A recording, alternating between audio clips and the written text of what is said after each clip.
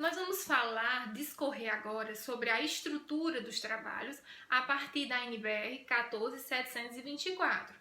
Essa norma específica, NBR 14724, ela vai tratar sobre os trabalhos acadêmicos, mais especificamente, suas discussões vão estar direcionadas à apresentação desses trabalhos. Ela vai dizer que todos os trabalhos acadêmicos, todos os trabalhos de cunho acadêmico, eles são compostos por duas partes: as partes externas do trabalho e partes internas do trabalho. As partes externas é tudo aquilo que está fora do trabalho. De acordo com a NBR, é tudo aquilo que vem no exterior do trabalho, que vem fora do trabalho. A capa, ela vem fora do trabalho, e a lombada, que é uma descrição que vai estar aqui em alguns trabalhos específicos. As partes internas, por sua vez, é tudo aquilo que vem dentro do trabalho, é tudo aquilo que vem no interior do trabalho, é tudo isso daqui. Só que a NBR ela vai dizer que a parte interna ela é mais extensa do que a parte externa. Por quê? Porque a parte interna ela vai ser composta por diversos elementos, por vários elementos. E os elementos da parte interna dos trabalhos acadêmicos, eles vão ser divididos em três partes: elementos pré-textuais, elementos textuais e elementos pós-textuais. Em sendo assim, resumindo, a parte interna dos trabalhos acadêmicos, a parte interior dos trabalhos acadêmicos, eles são compostos por elementos pré-textuais, textuais e pós-textuais. Os elementos pré-textuais é tudo aquilo que antecede o texto, que vem antes do texto, é tudo aquilo que vai vir antes do desenvolvimento, antes da redação do texto. Os elementos textuais, por sua vez, são todos aqueles que vão compor o texto em si, que vão compor a redação do seu trabalho, como os tópicos, os diversos subtópicos, ou a introdução, o desenvolvimento e a conclusão, ou em alguns trabalhos, a introdução, justificativa, metodologia, cronograma, objetivos, enfim, vai depender de trabalho para trabalho, mas é tudo aquilo que vai estar no interior do trabalho e que vai corresponder à redação, ao desenvolvimento do trabalho. Os elementos pós-textuais, por sua vez, é tudo aquilo que vai vir após o texto, que vem depois da parte textual, que vem após a redação. Nós vamos agora exemplificar cada um desses três elementos pré-textuais, textuais e pós-textuais para nós melhor compreendermos. Fazem parte dos elementos pré-textuais os 11 itens que vocês veem no slide: folha de rosto ou contracapa, folha de aprovação, dedicatória, agradecimentos, epígrafe, resumo, abstract, que é o resumo em inglês, lista de figuras, lista de tabelas, lista de abreviaturas e o sumário. Esses são os elementos denominados pré-textuais, ou seja, que antecedem o texto. Um fator relevante a ser pontuado é que nem todos esses elementos eles são obrigatórios, ainda que eles façam parte da estrutura de um determinado trabalho. O exemplo, a monografia, um dos trabalhos acadêmicos. Mesmo ela sendo composta em sua estrutura por todos esses elementos pré-textuais, eu, autor da monografia, não sou obrigado a fazer uso dos itens que estão na cor cinza aí no slide. Isso implica que cabe a mim, autor do trabalho, utilizá-los ou não. Compreendido isso, iremos agora trazer as principais características de cada item que compõe os elementos textuais, um a um. Como um dos primeiros elementos pré-textuais, nós temos a contracapa, ou folha de rosto, como vocês queiram chamar. Na contracapa, ou folha de rosto, que se configura como primeiro elemento pré-textual, deve estar presente os seguintes itens: nome do autor ou dos autores, se for mais de um autor, em letra minúscula, exceto a primeira letra.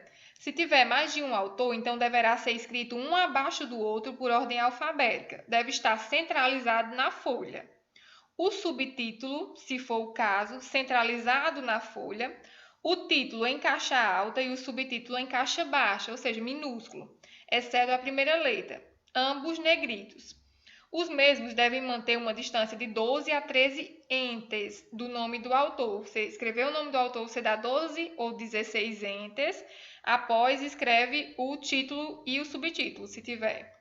Em seguida, logo abaixo, nós vamos ter a descrição do trabalho, que é um relato sumário do trabalho, contendo a disciplina que será apresentada e a que tipo de requisito ele corresponde. Deve vir no recuo de 7 centímetros. O espaço entre a margem e as palavras e a descrição é 7 centímetros.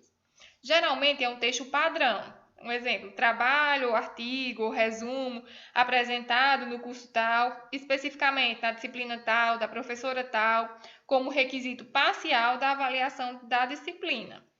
Essa é a descriçãozinha. Abaixo dessa descrição, nós temos o nome do professor, ou se for um trabalho de orientação, o nome do orientador. Ele deve vir abaixo da descrição do trabalho, após um ou dois espaços. Ele obedece à mesma configuração da descrição. Nós vamos ter também a cidade onde o projeto, o trabalho ou estudo ele foi realizado, que deve vir na parte inferior da página, lá embaixo na página, alinhada, centralizada. É a letra maiúscula. E o ano de apresentação do trabalho, acompanhado da cidade onde o trabalho foi realizado, como mostra o nosso exemplo aí na tela. Veja que todas as informações são centralizadas, exceto a descrição do trabalho. A errata, ela vai aparecer quando a gente identifica algum erro específico no desenvolvimento ou na descrição de alguma informação do trabalho. Ela vai ser composta por um título, denominado errata, que vai vir centralizado. Embaixo nós vamos colocar a referência do nosso trabalho, que nós vamos aprender a fazer essa referência em outros vídeos mais na frente.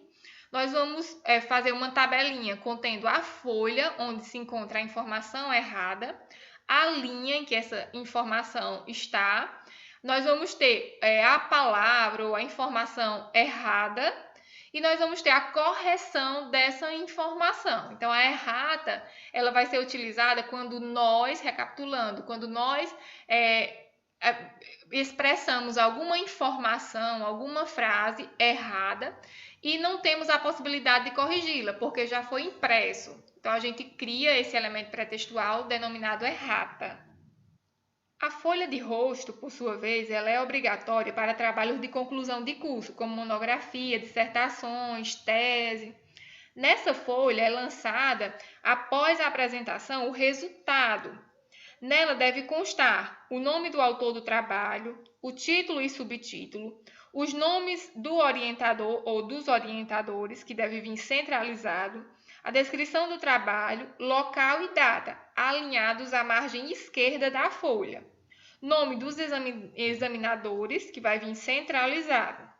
Como eu disse, ela só é obrigatória para os trabalhos de conclusão de curso. A dedicatória, por sua vez, é um texto voltado para homenagear alguém importante na vida do autor, mesmo que ele não esteja realmente envolvido com o trabalho. É onde o autor dedica o resultado do seu trabalho a alguém. A dedicatória, normalmente, ela consiste em uma página sem título, contendo apenas uma pequena frase na parte inferior da folha e na parte direita. Para ser mais exato, segundo a ABNT, a dedicatória ela deve ser localizada no rodapé da página, com recuo de margem esquerda de 8 centímetros. Esse espaço entre a margem esquerda da folha e da letra, como vocês estão vendo, é 8 centímetros. O espaçamento entre linhas, entre uma linha e outra, deve ser simples e o texto ele deve ser curto.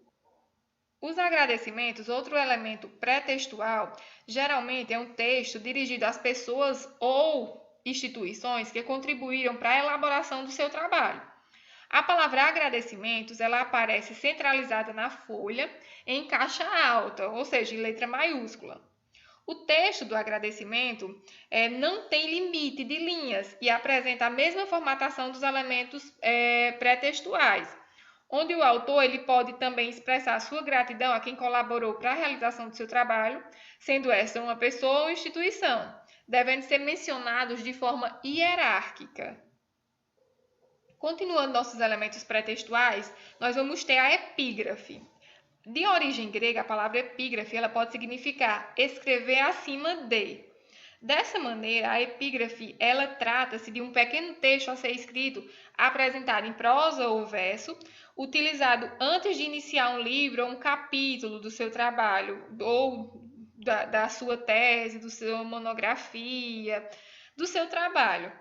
A epígrafe ela precisa ter alguma relação com o tema estabelecido pelo graduando e ainda por cima está relacionada ao que foi escrito nas páginas que fazem a composição do trabalho. Muitos alunos perguntam assim, se pode colocar a letra de uma música, se pode colocar uma frase. Sim, desde que a letra tenha uma relação com a discussão do seu trabalho. A epígrafe ela funciona de um modo que sirva como elemento interpretativo de todo o trabalho, uma espécie de prévia das páginas que seguirão aquele trabalho específico. Com a utilização de um texto curto, a epígrafe vai oferecer pistas ao seu leitor, preparando ele para os temas que serão abordados nas páginas. Por fim, é válido ressaltar que a epígrafe ela não funciona como uma dedicatória, mas sim como uma parte da obra. Seguindo nossa apresentação, nós temos o resumo, que geralmente é um elemento pré-textual que aparece em artigos e monografias.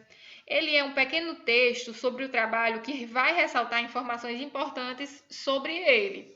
Vai trazer os objetivos do trabalho, os resultados, os métodos utilizados e a conclusão do trabalho. O texto ele não pode ultrapassar 500 palavras, é 250 a 500 palavras. O texto do resumo ele deve ser claro e objetivo, preferencialmente na terceira pessoa em voz ativa. Após o texto, destaca-se as palavras-chave do trabalho, ou seja, aquelas palavras ou expressões que ganham maior visibilidade no seu texto.